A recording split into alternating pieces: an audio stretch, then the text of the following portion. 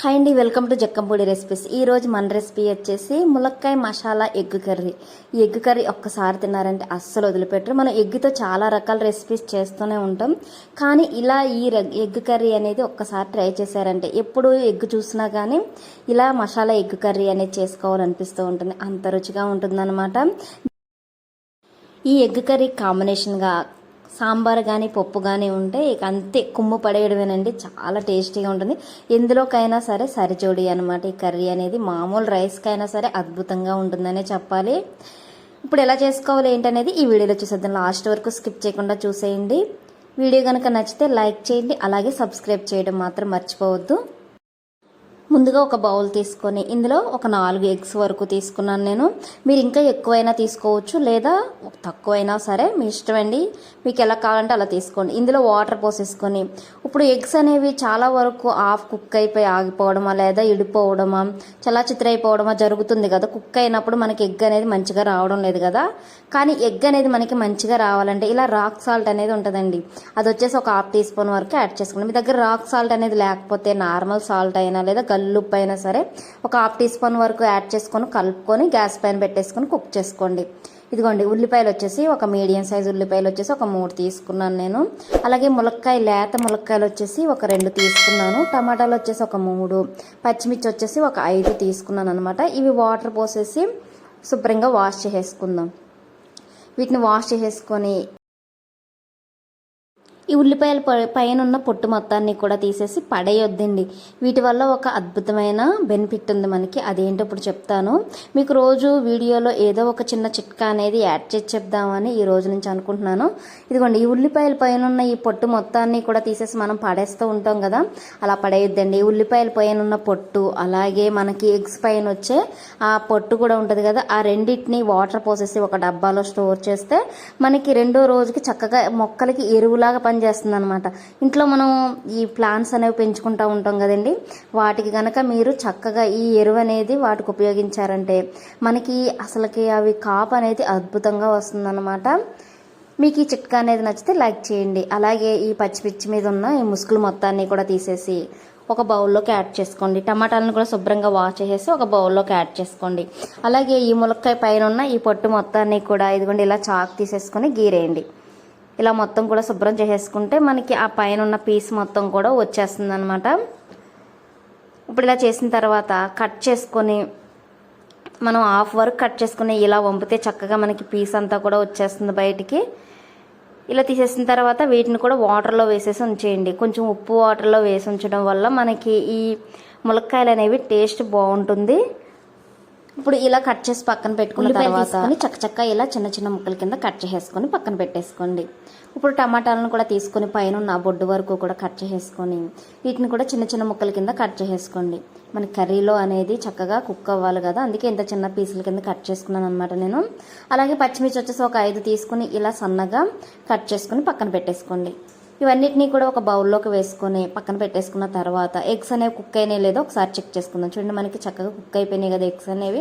ఇప్పుడు మనం gas off చేసుకొని ఈ ఎగ్స్ని తీసుకొని ఇందులో ఉన్న వేడి వాటర్ మొత్తాన్ని కూడా వంపేసిన తర్వాత ఇందులో చల్లటి వాటర్ అనేది యాడ్ చేసుకోండి. అంటే చల్లటి వాటర్ అంటే ఫ్రిడ్జ్లోది కాదండి, మామూలు నార్మల్ వాటర్ అనేది యాడ్ చేసుకోండి. ఇలా యాడ్ చేసుకున్న తర్వాత ఇప్పుడు చూపిస్తాను చూడండి. మీకు ఈ ఎగ్స్ పైన ఉన్న ఆ పొట్టు మొత్తం కూడా మనకి చక్కగా ఊడొస్తుంది. చూడండి ఎంత మంచిగా కుక్ అయ్యాయో.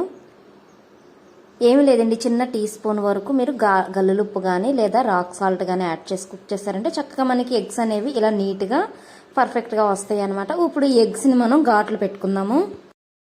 ఇలా ఘాట్లు పెట్టడం వల్ల మనం వేసే మసాలాలు కానీ ఉప్పు కారాలు కానీ చక్కగా మనకి ఈ ఎగ్స్కి పట్టి నీచు వాసన అనేది లేకోకుండా ఎగ్ అనేది చక్కగా ఫ్రై అవుతుంది. ఇప్పుడు గ్యాస్ వెలిగించుకొని ఒక కళాయి పెట్టుకొని ఈ కళాయి హీట్ అయిన తర్వాత ఇందులో ఆయిల్ వచ్చేసి 2 టీ స్పూన్ల వరకు యాడ్ చేసుకోండి. ప్రస్తుతానికి 2 టీ స్పూన్లు అనేది యాడ్ చేసుకోండి. ఎందుకంటే మనం ఎగ్స్ అనేవి ఫ్రై చేస్తున్నాం కాబట్టి నేను 2 టీ స్పూన్ల ఆయిల్ వరకు యాడ్ చేసుకున్నాను. ఈ ఆయిల్ కొంచెం హీట్ అయిన తర్వాత పసుపు వచ్చేసి ఒక 1/2 టీ స్పూన్ వరకు యాడ్ చేసుకోండి. ఈ పసుపును కొంచెం లైట్గా ఫ్రై చేసుకోవాలన్నమాట. గరిటె పెట్టి కలుపుకుంటే సరిపోతుంది. మీరు లో ఫ్లేమ్లో పెట్టి మాత్రమే ఫ్రై చేయండి, ఎందుకంటే మీరు హై ఫ్లేమ్లో పెట్టారంటే పసుపు అనేది మాడిపోయే అవకాశం ఉంది. ఇందులో మనం ఘాట్లు పెట్టుకొని పక్కన పెట్టుకున్న ఎగ్స్ ఉన్నాయి కదండి, ఈ ఎగ్స్ మొత్తాన్ని కూడా ఇందులో వేసేసుకుందాం. ఇందులో వేసేసి స్లోగా కలుపుకోవాలన్నమాట. లో ఫ్లేమ్లో పెట్టి మాత్రమే వీటిని ఫ్రై చేసుకోవాలి. ఇలా కొంచెం కలర్ చేంజ్ అయిన తర్వాత ఇందులో చిన్న చిటికెడు వచ్చేసి సాల్ట్ అనేది యాడ్ చేసుకోండి. అలాగే ఒక చిటికెడు వరకు పెప్పర్ అనేది యాడ్ చేసుకోండి. పెప్పర్ అంటే ఇష్టం లేని వారు స్కిప్ చేసేయచ్చు. పెప్పర్ యాడ్ చేయడం వల్ల మనకి కొంచెం ఘాట్ అనేది పెరుగుతుంది. అలాగే కారం వచ్చేసి ఒక 1/2 టీ స్పూన్ వరకు యాడ్ చేసుకోండి. ఇలా యాడ్ చేసుకొని ఒకసారి కలుపుకొని కొంచెం కుక్ అయిన తర్వాత తీసి ఒక ప్లేట్లోకి యాడ్ చేసుకుందాము. ఇప్పుడు ఈ ఎగ్స్ తీసేసిన తర్వాత ఇందులో ఆయిల్ ఉంటుంది కదా, ఆ ఆయిల్కి ఇంకొంచెం ఆయిల్ అనేది యాడ్ చేసుకొని మనం ఉల్లిపాయలు అనేవి కుక్ చేసుకుందాము. మొత్తం కలిపి మనకి ఒక 100 గ్రామ్స్ వరకు ఆయిల్ అనేది పడుతుందండి ఈ కర్రీ వరకు అయితే. ఇప్పుడు ఆల్రెడీ 2 టీ స్పూన్లు యాడ్ చేసాం కదా, ఇంకొక 4-5 టీ స్పూన్ల వరకు నేను ఆయిల్ అనేది యాడ్ చేసుకున్నాను. ఇలా యాడ్ చేసుకొని ఈ ఆయిల్ హీట్ అవ్వాలి. హీట్ అయిన ఆయిల్లో ఉల్లిపాయలు పచ్చిమిర్చి యాడ్ చేసుకొని వీటిని ఒకసారి కలుపుకున్న తర్వాత హై ఫ్లేమ్లో పెట్టేసి ఇలా కలుపుకుంటూ కుక్ చేసుకోండి. ఇవి మనకి గోల్డెన్ రెడ్ బ్రౌన్ కలర్లోకి ఇలా వచ్చేస్తాయి అనమాట. ఇలా వచ్చిన తర్వాత ఒకసారి కలుపుకొని ఇందులో మనం ముందుగా కట్ చేసి పక్కన పెట్టుకున్న ములక్కాయలు అలాగే టమాటాలను కూడా యాడ్ చేసేసుకుందాము. రెండూ కూడా యాడ్ చేస్తే మనకి పులుపు తగిలి ములక్కాయలు కుక్ అవ్వేమని మీకు డౌట్ రావచ్చు. లేదండి, కుక్ అవుతాయి, మనకు అటువంటి డౌట్ ఏం లేదు. ఇందులో ఆయిల్ కొంచెం ఎక్కువ ఉంది కదా, ఆ ఆయిల్ వల్ల మనకి ములక్కాయలు టమాటాలు అనేవి చక్కగా మెత్తగా కుక్ అయిపోతాయి అనమాట. ఇలా ఒకసారి కలిపేసుకున్న తర్వాత టమాటా ముక్కలను కూడా ఇందులో యాడ్ చేసేసుకోండి. నేనైతే 3 టమాటాలు తీసుకున్నాను ఈ కర్రీకి.